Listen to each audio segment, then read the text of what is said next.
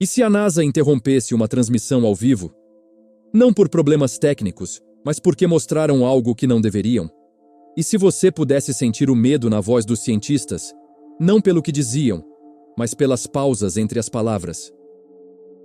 Em 19 de novembro de 2024, durante 47 minutos, a NASA exibiu imagens de um objeto que atravessou o espaço por bilhões de anos. Mas quando chegou a hora de mostrar os dados mais importantes, a transmissão simplesmente terminou.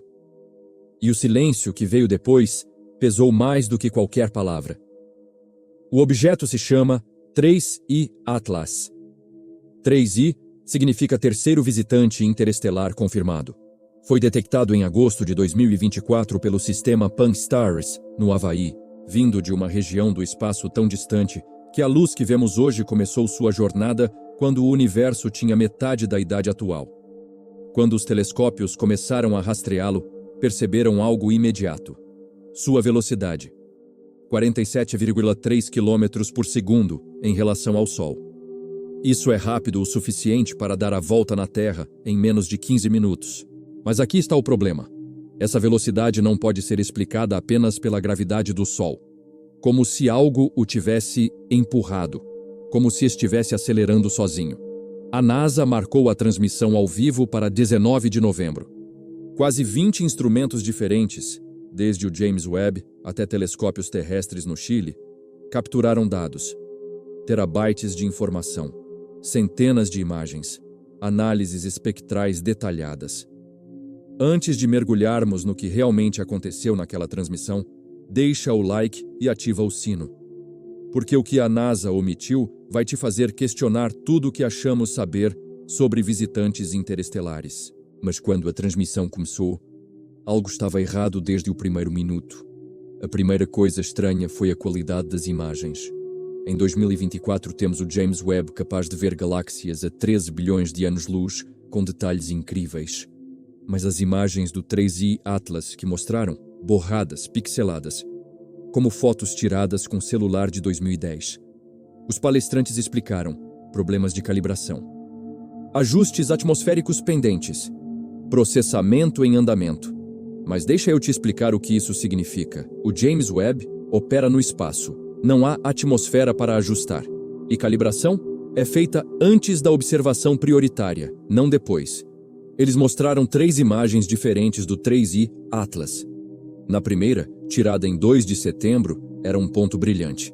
Mas na terceira imagem, de 3 de novembro, deveria estar em magnitude 11,5, baseado na distância. Estava em 9,8, quase 5 vezes mais brilhante do que deveria. Como se algo dentro do objeto tivesse ligado. Como se estivesse acordando.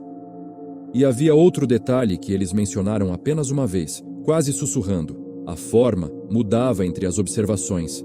Não girava. Girar seria normal. Mudava. Como se estivesse se reorganizando. Mas essa não foi a única coisa estranha. 22 minutos após o início da transmissão, um dos palestrantes, a doutora Helena Vasquez, espectrografista do projeto, começou a falar sobre composição química. E foi aí que a tensão na sala se tornou palpável. O espectro do 3I Atlas mostrava linhas de ferro, níquel, cobalto, metais pesados. Mas aqui está o problema. Objetos interestelares, cometas, asteroides, são feitos principalmente de gelo, rocha, carbono. Metais pesados aparecem em traços mínimos, frações de percentual. No 3I Atlas, ferro representava 31% da assinatura espectral. Níquel, 18%. Cobalto, 9%. Deixa eu explicar o que isso significa. Essas proporções não aparecem naturalmente em cometas. Elas aparecem em núcleos planetários fundidos, ou em estruturas metálicas refinadas. Mas então a doutora Vasquez disse algo que ela claramente não deveria ter dito. Ela mencionou razões isotópicas, especificamente a razão ferro 56 para ferro 54. Em objetos do Sistema Solar, essa razão é cerca de 15,71. No 3I Atlas, 3,21. Ela disse isso. Depois ficou em silêncio por 4 segundos. Você podia ouvir alguém tossir fora da câmera. E então outro palestrante interrompeu rapidamente com: esses dados ainda precisam de revisão extensiva antes de conclusões. Só que razões isotópicas não mudam. Elas são como impressões digitais químicas. E uma razão de 3,2.1 significa que o ferro foi formado em condições completamente diferentes. Talvez em uma estrela com composição diferente.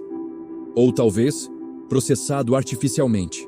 E então, ela começou a falar sobre as moléculas orgânicas. E todos os outros cientistas na sala imediatamente a interromperam. Durante a transmissão, mostraram um gráfico. Ele ficou na tela por exatos 11 segundos antes de ser substituído. Mas 11 segundos foram suficientes. Era uma análise temporal da luminosidade do 3I Atlas. Não apenas o brilho geral, mas variações no brilho ao longo de períodos curtos, minutos, segundos. Objetos naturais, asteroides, cometas, têm variações causadas por rotação. Eles refletem mais luz quando uma face brilhante está virada para nós, menos quando uma face escura aparece. É previsível, senoidal, como uma onda suave. O gráfico do 3I Atlas não era suave. Eram pulsos, intervalos específicos. 19 segundos de brilho estável. Depois um pico rápido. Depois 23 segundos estáveis. Outro pico. Depois 19 de novo. E isso se repetiu, por horas, como um padrão, como se estivesse transmitindo. Quando alguém na audiência ao vivo perguntou sobre o gráfico, o moderador disse que era artefato instrumental do sistema de detecção. Mas instrumentos diferentes, em solo, em órbita, infravermelhos, ópticos, todos detectaram o mesmo padrão. Você não tem artefato instrumental idêntico em 20 telescópios diferentes, operando em comprimentos de onda diferentes, em continentes diferentes. Só que isso também não foi o mais perturbador. O que realmente deixou a sala em silêncio foi quando alguém perguntou sobre a trajetória.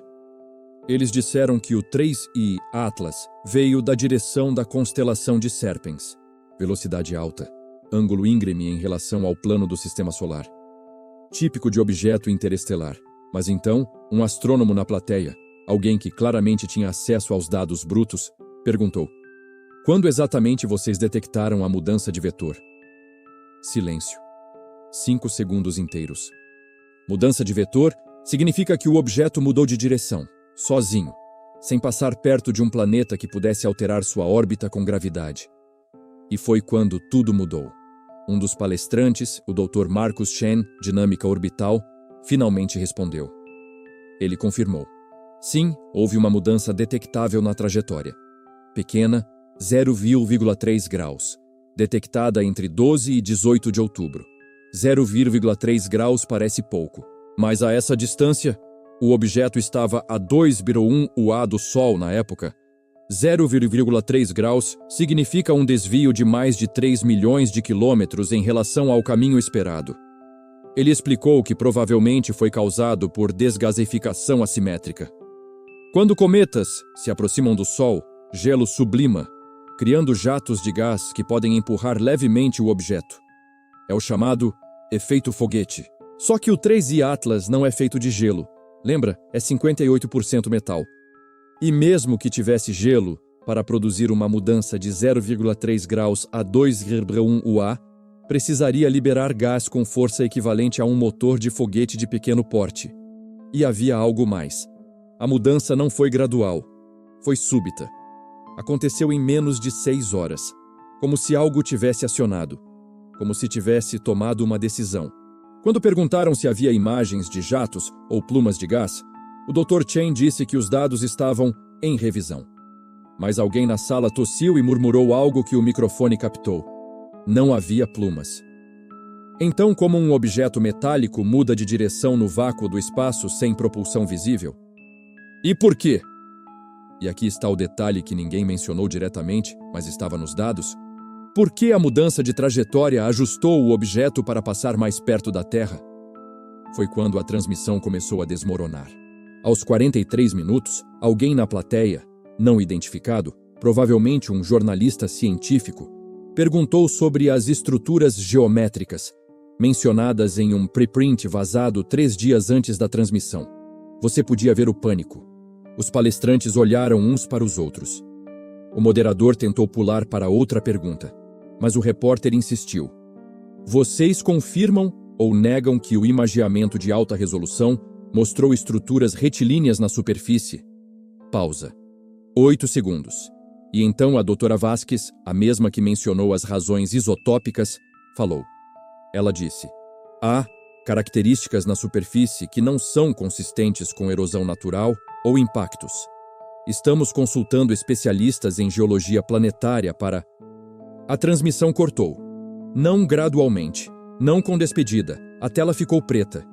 E quando voltou, 15 segundos depois, era apenas um slide com "Obrigado por assistir" e links para mais informações. Pensa nisso por um momento. Uma transmissão da NASA, planejada para 1 hora, termina abruptamente aos 47 minutos. Sem conclusão. Sem sessão de perguntas adequada. Sem as imagens prometidas de alta resolução processadas. Porque a resposta que ela estava prestes a dar, que há estruturas geométricas retilíneas não naturais na superfície de um objeto que viajou bilhões de quilômetros do espaço interestelar, não era uma resposta que eles estavam autorizados a dar. Então, o que realmente está acontecendo? Vamos juntar o que sabemos. Um objeto entra no Sistema Solar a 47 km/s. É feito majoritariamente de metal, com razões isotópicas que não correspondem a nada local. Acelera inexplicavelmente. Muda de trajetória sem propulsão visível. Exibe padrões de brilho rítmicos. E tem estruturas geométricas na superfície. Há 3 possibilidades. Primeira. É um objeto natural extremamente raro, com propriedades que ainda não entendemos completamente. Possível, mas exigiria reescrever várias áreas da astrofísica. Segunda, é um fragmento de um planeta destruído em outro sistema estelar, ejetado há bilhões de anos, que por pura coincidência tem características que parecem artificiais. Improvável, mas dentro do reino do possível. Terceira, não é natural.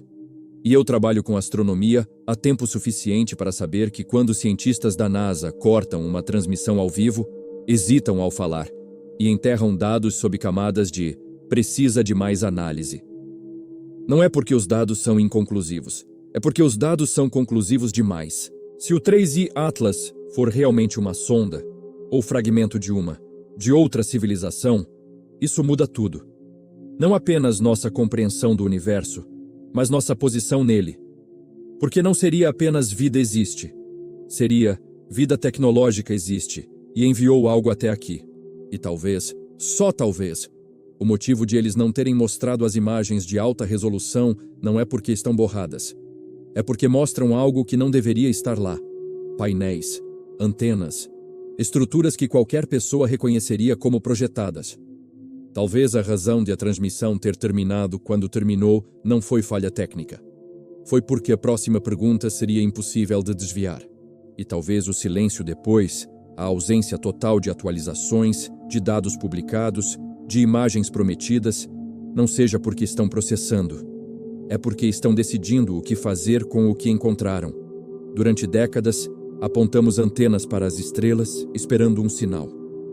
Construímos radiotelescópios gigantes. Fizemos listas de estrelas promissoras. Criamos mensagens para enviar ao cosmos. E talvez o tempo todo, a mensagem já estava a caminho. Não em ondas de rádio que se dispersam pelo espaço, mas em metal e silício, viajando silenciosamente entre as estrelas, esperando ser notada. Talvez a pergunta nunca foi: estamos sozinhos? Talvez sempre foi: quando vamos reconhecer a resposta quando ela chegar? Se essa transmissão interrompida te deixou com mais perguntas do que respostas, se inscreve no canal e deixa nos comentários. Você acha que a NASA está escondendo algo? Ou há uma explicação natural que ainda não entendemos? Porque o 3i Atlas vai estar no seu ponto mais próximo da Terra, em março de 2025. E essa pode ser nossa melhor chance de obter respostas definitivas. E se você quer apoiar investigações profundas como essa, que seguem as perguntas que deveriam ser feitas, considere se tornar membro do canal. Link na descrição. A NASA prometeu mais dados nas próximas semanas. Mas já se passaram dias desde a transmissão e o silêncio continua. Nenhuma atualização, nenhuma imagem nova, nenhuma explicação para o corte abrupto. E enquanto esperamos, o 3I Atlas continua sua jornada através do sistema solar. Em março, estará perto o suficiente para imageamento detalhado por qualquer telescópio amador de médio porte. Talvez então vejamos o que a NASA viu. Ou talvez percebamos que há coisas que não deveriam ser vistas. Porque no final, talvez a pergunta mais assustadora não seja o que é o 3I Atlas? Talvez seja por que está vindo até aqui